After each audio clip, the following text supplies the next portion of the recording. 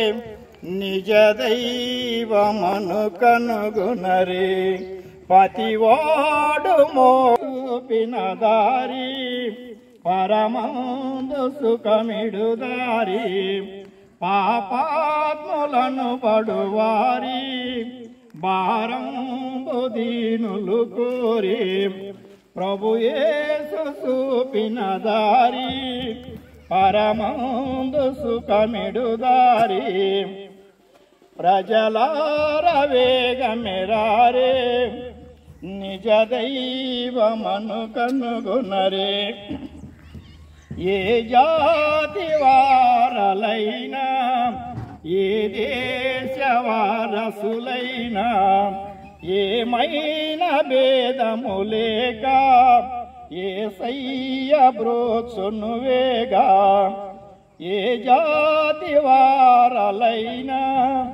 ఏ దేశ వారసులైనా ఏమైనా భేదము లేక యేసయ్య బ్రోచును వేగా ప్రజలార వేగమెరారే నిజ దైవమను కనుగొనరే ప్రతివాడు మోక్షము సేరా ప్రభు యేసు వార్తను వినుడే ప్రయాసపడి భారమును మోసేడి ఓ ప్రజలారా ప్రభు యేసు క్రీస్తు మీకు విశ్రాంతినిచ్చుడు రండి ప్రయాసపడి భారమును మోసేడి ఓ ప్రజలారా ప్రభు యేసు క్రీస్తు మీకు విశ్రాంతినిచ్చుడు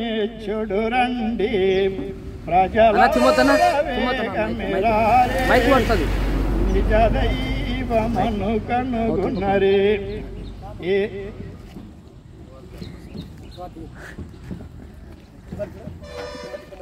క్రీస్తునందు ప్రియులారా, పరిశుద్ధ గ్రంథమగు బైబిల్ ఈ విధంగా తెలియజేయుచున్నది. తన అతిక్రమముల కొరకు పరిహారము నొందినవాడు, తన పాపమునకు ప్రాయశ్చిత్తము నొందినవాడు ధన్యుడు అని బైబిల్ సెలవిస్తా ఉంది. ధన్యుడు అనగా ఆశీర్వదించబడిన వాడు అని అర్థము. ఈ లోకము ఈ విధంగా అనుకుంటున్నది. పొలము కలిగిన వాడు ధన్యుడు, ధనము కలిగిన వాడు ధన్యుడు, పేరు ప్రఖ్యాతులు కలిగిన వాడు ధన్యుడు అని. అవి ఇహలోక సంబంధమైనవి. ఒకసారి ఉంటాయి, మరొకసారి ఉండవు. నిజమైన ధన్యత ఏది అంటే పాప క్షమాపణ పొందినవాడు ధన్యుడు. కారణం, మానవుడు పాపములో పుట్టి పాపములో పెరిగి పాపములో జీవిస్తూ పాప పరిహారము కొరకై అనాది నుండి అనేకమైన ప్రయత్నములు చేయుచున్నారు.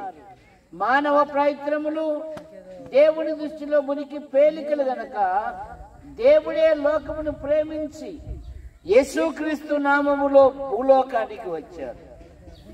ఆయన పవిత్రంగా జన్మించాడు, పవిత్రంగా జీవించాడు, ప్రజలకు మేలు చేశాడు. ఆయన కాలము సంపూర్ణమైనప్పుడు బైబిల్ సెలవిస్తుంది కదా, రక్తము చిందింపకుండా పాపములకు క్షమాపణ లేదు. మానవుడు పాప నివారణ కొరకై జంతువులను పక్షులను బలిగా అర్పించుతున్నాడు. జంతువుల యొక్క రక్తము, పక్షుల యొక్క రక్తము పాపములను తీసివేయటం అసాధ్యము కనుక లోక పాపం మోసుకుని పోవు దేవుని గొర్రెపిల్లగా దేవుడే మన పాపముల కొరకు, మన దోషముల కొరకు, మన అపరాధముల నిమిత్తమై ఆయన శిలువలో బలియాగమయ్యాడు. బైబిల్ సెలవిస్తుంది కదా. కాబట్టి నమ్మువారు ఆయన కృపచేతనే ఉచితముగా నీతిమంతులుగా తీర్చబడుతున్నారు.